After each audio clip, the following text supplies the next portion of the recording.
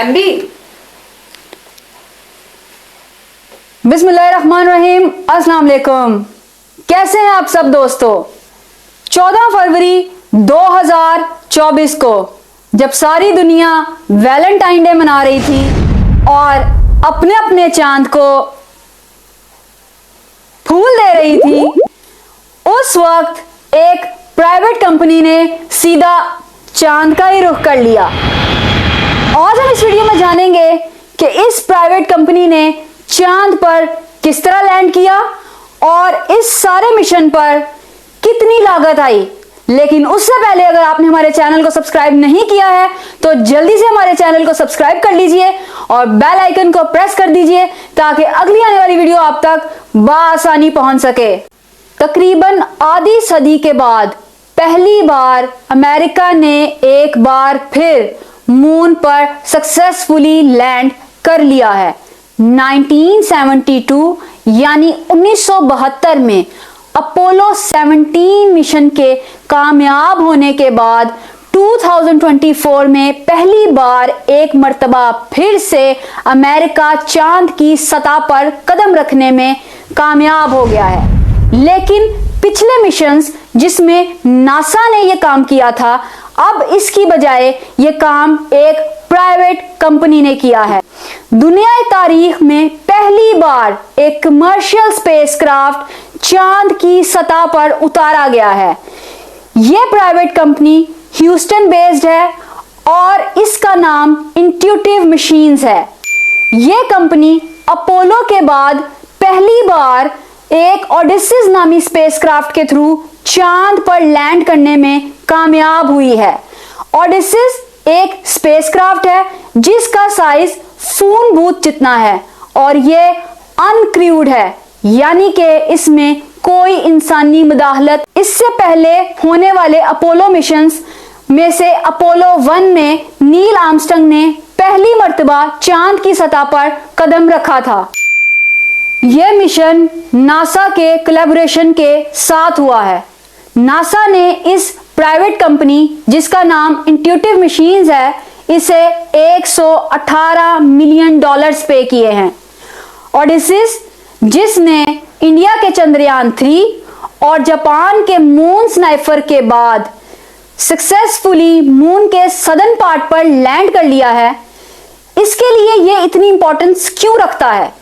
क्योंकि जो चांद का सदर्न पोल है, इस पर एक्सपेक्ट किया जा रहा है कि शायद सर्दी की शिद्दत की वजह से बर्फ के ज़रात मिल जाएं और बर्फ के ज़रात मिलने से पानी को इससे गर्म करके हासिल करना आसान होगा। और नासा क्योंकि 2026 में अपना एक क्रूड मिशन लॉन्च करने जा रहा है, तो यह साइंटिस्ट के लिए एक रेवोल्यूशनरी पॉइंट होगा। लूनर एक्सप्लोरेशन के दौरान इस पानी का मिल जाना इज अ ब्लेसिंग इन कर्स। 14 फरवरी 2024 को टेक ऑफ करने वाले इस स्पेसक्राफ्ट ने 620,000 माइल्स का सफर तय कर लिया है। लेकिन चांद की सतह पर सर्दी की शिद्दत को बर्दाश्त ना करते हुए एक हफ्ते बाद इस स्पेसक्राफ्ट की जो सोलर बैटरीज हैं वो डेड हो गई हैं। ऑल्दो कि ये मिशन नासा की कोलैबोरेशन से जरूर था, लेकिन ये एक प्राइवेट कंपनी ने कंडक्ट किया है और नासा के एडमिनिस्ट्रेटर बिल नेल्सन ने इस कंपनी को इनकलाबी कदम पर मुबारकबाद पेश की है। अब सवाल यह बनता है कि नासा जो कि अमेरिका की ऑफिशियल स्पेस एजेंसी है, उसने इस मिशन को कंडक्ट क्यों नहीं किया? तो अपोलो एरा में जहां नासा को अमेरिका की तरफ से ब्लैंक चेक दिया गया था कि वो अमेरिका को स्पेस रेस में लीड करवाए, और ये इसलिए किया गया था क्योंकि वर्ल्ड वॉर 1 और वर्ल्ड वॉर 2 के बाद अमेरिका माशी तौर पर दुनिया का मजबूत तरीन मुल्क था। दुनिया पर यूनिपोलैरिटी का राज था। अमेरिका ने अपोलो मिशंस के लिए नासा को 300 यानी 300 बिलियन डॉलर्स दिए थे, लेकिन फिर वक्त बदला, हालात बदले और जो प्रेशर नासा पर था वो प्रेशर अमेरिका पर मुंतकिल हो गया, क्योंकि जैसे जैसे वक्त गुजरता गया दूसरे ममालिक ने भी खुद को इस स्पेस रेस में शामिल कर लिया और अमेरिका के बाद रशिया, चाइना, जापान और इंडिया ये सब इस रेस में शामिल हो गए और ये प्रेशर अमेरिका के ऊपर डेवलप होता गया कि वो जहां पूरी दुनिया पर काबिज हैं वहीं वो इस स्पेस गेम में भी अपना सिक्का जमाए रखें। अमेरिका को अपनी हेजिमनी बरकरार रखने के लिए सिर्फ नेशनल कंपनीज की नहीं, अब प्राइवेट कंपनीज की जरूरत भी है। इसीलिए नासा के साथ इस प्राइवेट कंपनी जिसका नाम इंट्यूटिव मशीन है उसने कोलैबोरेट किया है। जहां स्पेस रेस दिन ब दिन एक्सेलरेट करती जा रही है वहीं स्पेस कंपनीज का रुझान भी बढ़ता जा रहा है। अभी हमने रीसेंट पास्ट में ही देखा था कि चंद्रयान 3 और मून स्नाइपर ने चांद की सतह पर कामयाबी से लैंड किया है। दुनिया के स्पेस एक्सप्लोरेशन की जानिब बढ़ते हुए रुझान की एक वजह स्पेस एक्स की कामयाबी भी है। स्पेस एक्स जो कि एलन मस्क की स्पेस क्राफ्ट मैन्युफैक्चरिंग कंपनी है, जिसे आगाज में तो एक रिकलेस सी कंपनी समझा जा रहा था, जो बाद में नासा की फेवरेट कॉन्ट्रैक्टर बनकर सामने आई और इसकी वजह थी पैसा। पैसा करती है क्यों पैसे पे तू मरती है।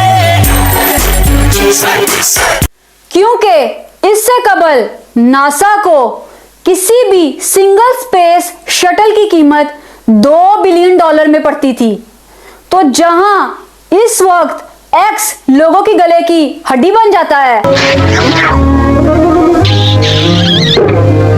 वहीं स्पेस एक्स तो नासा के लिए फरिश्ता साबित हुआ और फिर नासा को उसी स्पेस शटल की कीमत $50 मिलियन पड़ने लगी, यानी पहले से 3 गुना कम। तो इस तरह से नासा रिसर्च भी कर सकता था और पैसे भी बचा सकता था। जैसा कि हम जानते हैं कि इंसान जितना भी अमीर हो जाए पैसे के पीछे जरूर भागता है। और अब देखना यह है कि स्पेस रेस की बादशाहत आखिर किसके पास जाती है, नेशनल कंपनीज के पास या प्राइवेट कंपनीज के पास। लेकिन फिलवक्त इसका जवाब किसी के पास नहीं है, क्योंकि स्पेस एक्सप्लोरेशन एक न्यू फेज में दाखिल हो चुकी है। चांद के साथ साथ सूरज को एक्सप्लोर करने का रुझान भी बहुत तेजी से बढ़ रहा है। अभी हमने रीसेंट पास्ट में देखा था इंडिया के आदित्य L1 मिशन को। सो ये किसी भी एक कंपनी के लिए परफॉर्म करना पॉसिबल नहीं है। तो आज हम इस वीडियो को यहां पर एंड करते हैं। आपको ये वीडियो अच्छी लगी हो तो इस वीडियो को लाइक जरूर कीजिएगा और कमेंट सेक्शन में अपने राय का इजहार करके हमें बताइएगा। Please do subscribe our channel and share with your friends. Thank you so much. अल्लाह हाफिज।